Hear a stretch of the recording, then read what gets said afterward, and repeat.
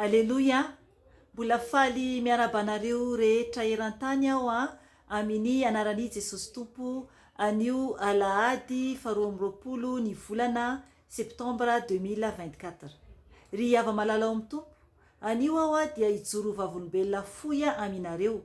Miala tsiny satria ratsy ny réseau aty aminay zany satria aty ambanivohitra, dia eo ihany koa moa tsy misy zany ny wifi fa mbola apetraka amin'ny tompo zany ny amin'ny fanomezany sy fandaminany zany ny amin'ny asany.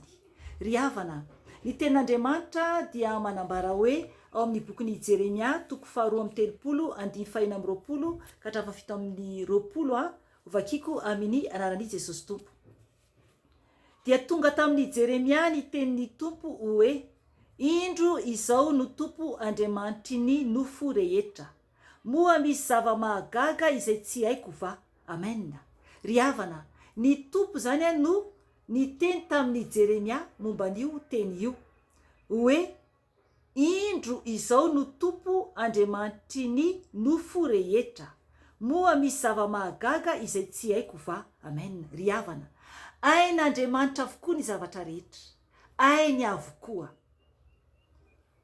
Ry havana, mampahery anao aho satria ny zavatra izay ambarako aminao dia engany ka raha misy olana ianao, misy zavatra amin'ny fiainanao dia metraka amin'ny tompo koa ianao ny amin'ny fiainanao ka atoky an'Andriamanitra satria izy no mahay ny zavatra rehetra zany, zava-mahagaga izay tsy takatritsika everina.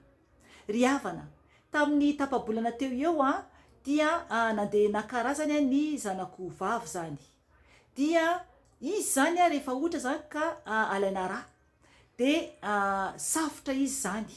Zay zany zavatra miseho zany aminy no nefa nanomboka le bebe teo eo zany izy dia zay zavatra miseho.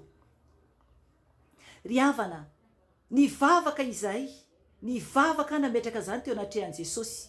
Ny tompo niditra antsehatra Jesosy ary namaly nivavaka izay nataonay. Tsy naninona intsony ny zanako vavy, tsisy zavatra intsony nanjoa azy. Ry havana, tsy safotra intsony izy satria mantsy misy olona ohatran'izany, vitsy zany eran-tany ny olona safotra rehefa alaina rà.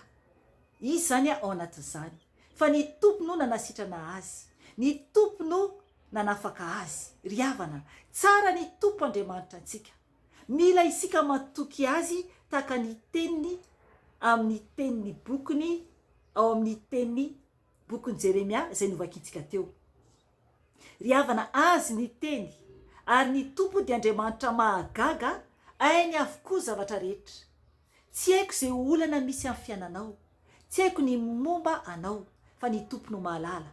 Ry havana, matokia azy dia mijoro tsara dia ho afahany ianao ary hamaly anao izy.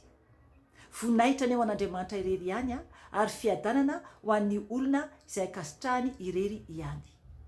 Amen. Veloma tompoko.